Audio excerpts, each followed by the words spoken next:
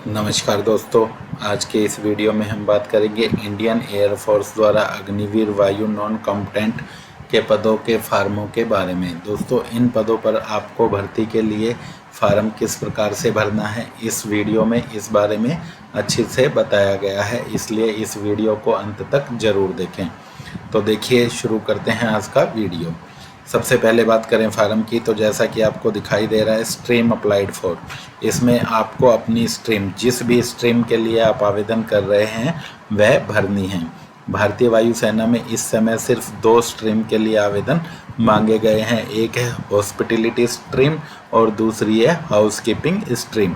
आप जिस भी स्ट्रीम के लिए आवेदन कर रहे हैं या जिस भी भर्ती स्टेशन पर आवेदन कर रहे हैं, उस स्टेशन पर जो भी स्ट्रीम अवेलेबल है आप उसी स्ट्रीम का नाम यहाँ पर लिखें।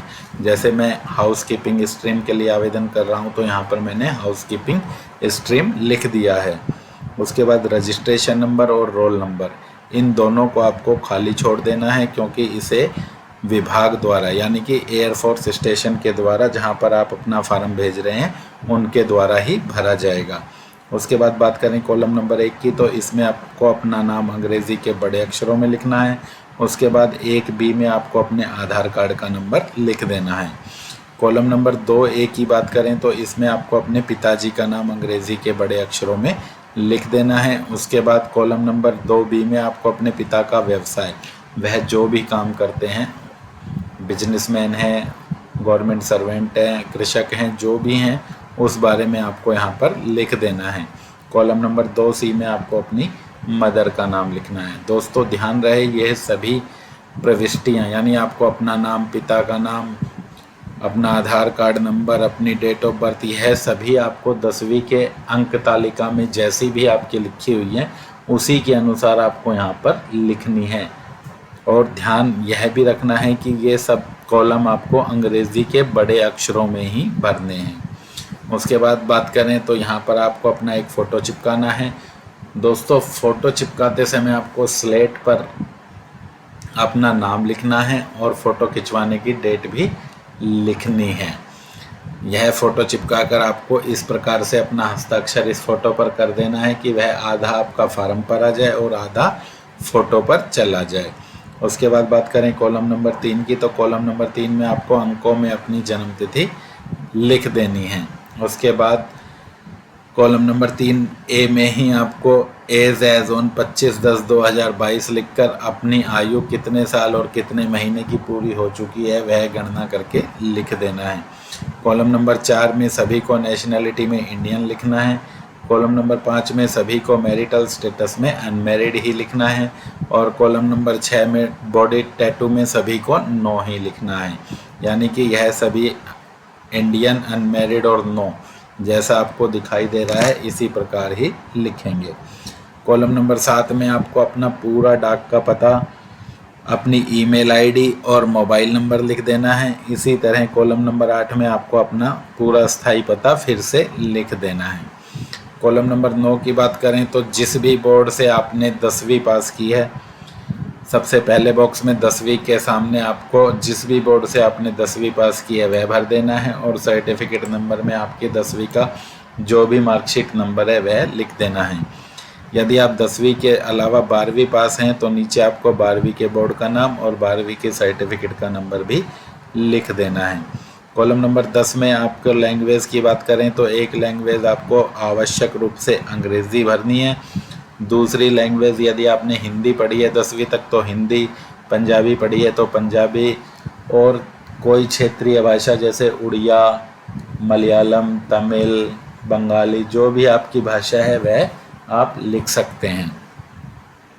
कॉलम नंबर 11 में यदि आपको पिछली सेवा का कोई विवरण है तो वह आपको देना है। जैसे आप पहले कहीं पर काम कर चुके हैं तो उस पद का नाम आपको यहाँ पर लिख देना है।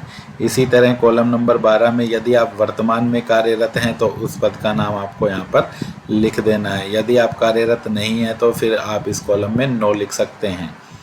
इसी तरह कॉलम नंबर 11 में भी यदि आपने पहले कोई काम नहीं किया है तो इसमें आप नॉट एप्लीकेबल या NA जैसा आपको दिखाई दे रहा है वैसा लिख सकते हैं।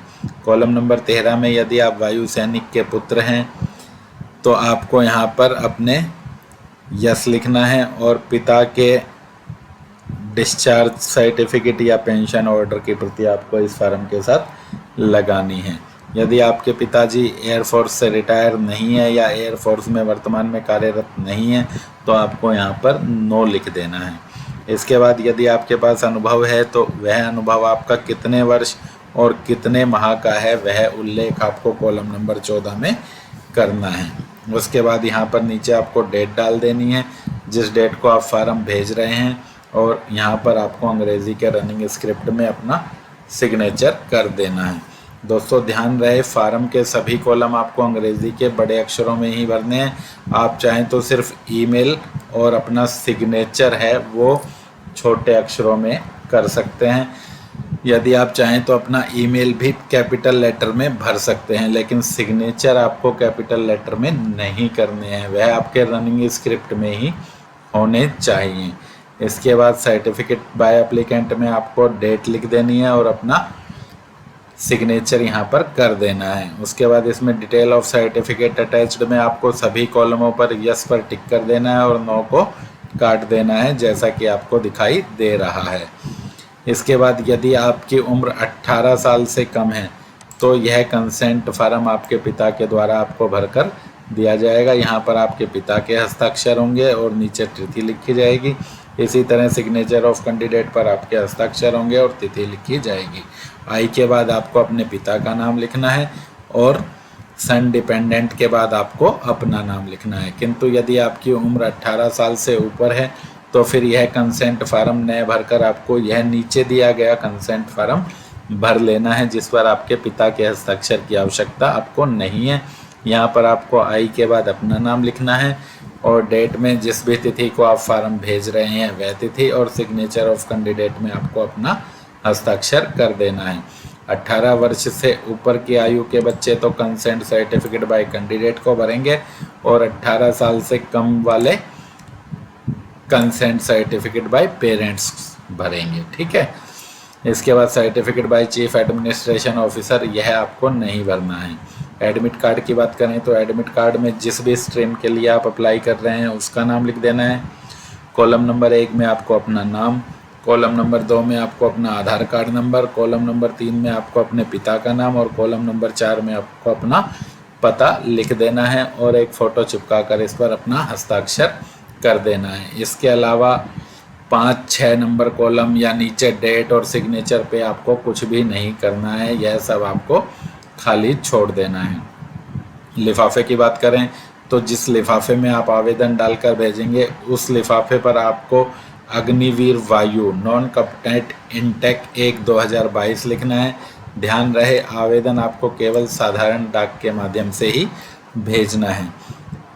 जिस भी एयरफोर्स स्टेशन के पते पर आप आवेदन भेज रहे हैं उसका पता बीच में स्पष्ट रूप से लिख दें और इस लिफाफे पर 10 या 15 रुपए का आप डाक टिकट लगा दें। इसी लिफाफे पर नीचे आपको फॉर्म में अपना एड्रेस भी लिख देना है। इसके अलावा जो स्वयं का पता आपको लिफाफा भेजना है उस पर आपको 10 रुपये का टिकट लगाना है और बीच में लिफाफे पर स्पष्ट रूप से अपना पूरा डाक का पता भी लिख देना है। तो दोस्तों वीडियो पूरी देखने के बाद उम्मीद है कि आपको फार्म के सभी कॉलमों के बारे में अच्छी प्रकार से जानकारी हो गई होगी। यदि फिर भी आपका कोई डाउट रहता है तो आप हमें कमेंट करके पूछ सकते हैं। आज के वीडियो में बस इतना ही। मिलते हैं जल्दी एक नई वीडियो के साथ। जय हिंद, जय भारत।